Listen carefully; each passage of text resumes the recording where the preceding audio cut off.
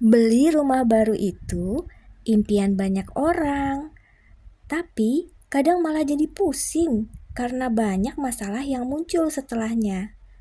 Mulai dari rumah bocor padahal baru dihuni, legalitas yang belum kelar, janji developer yang molor, sampai biaya tambahan yang tidak dijelaskan dari awal.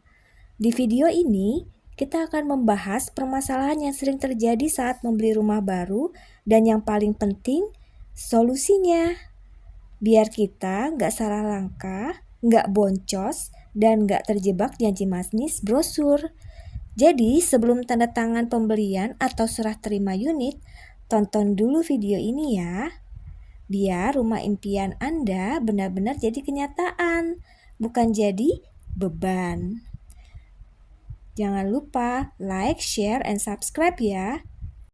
Agar terhindar dari pertama dokumen dan legalitas bermasalah, maka kita harus meminta dan periksa sertifikat baik SHM atau SHGB, IMB atau PBG, SPPT PBB, bukti lunas PBB 5 tahun terakhir, site plan jika dari developer, dan cek sertifikat ke BPN langsung akan lebih aman atau melalui aplikasi Sentuh Tanahku dari Kementerian ATR atau BPN, dan gunakan notaris atau PPAT resmi, jangan dari pihak penjual saja.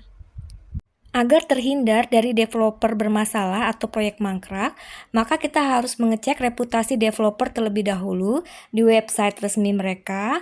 Kemudian kita juga mereview pembeli lain dan lihat proyek yang sudah selesai. Jangan lupa juga kita minta PPJB yang jelas yang memuat jadwal pembangunan dan denda jika terlambat, dan juga minta foto dan lokasi proyek sebelumnya. Akan lebih aman bila kita memilih developer anggota REI atau sudah membangun banyak perumahan.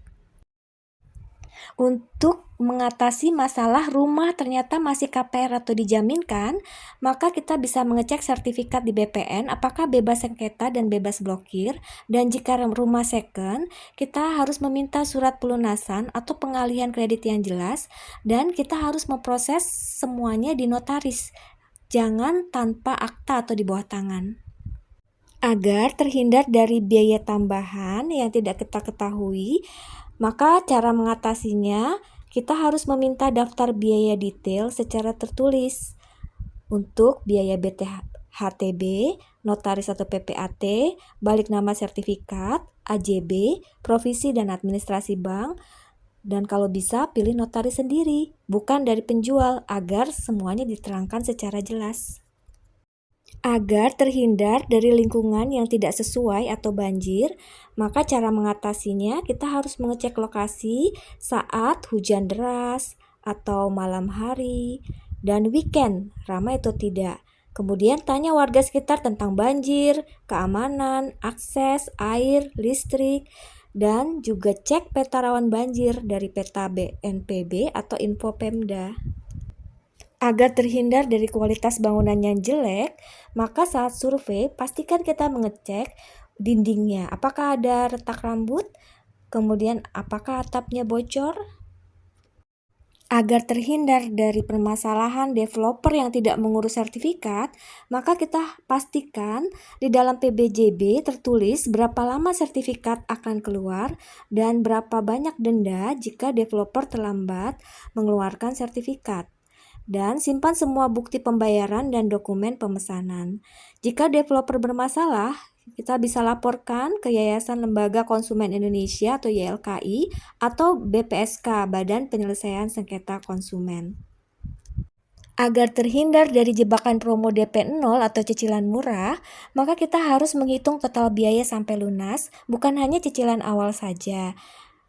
Tanyakan apakah cicilannya fix atau floating, dan jangan pernah tergiur brosur serta pastikan cek perjanjiannya.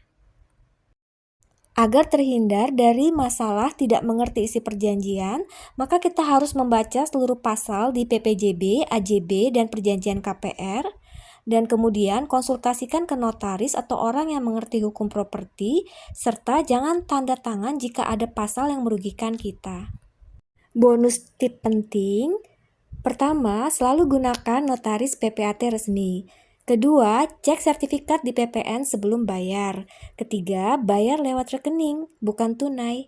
Keempat, minta kwitansi resmi. Kelima, jangan terburu-buru karena promo.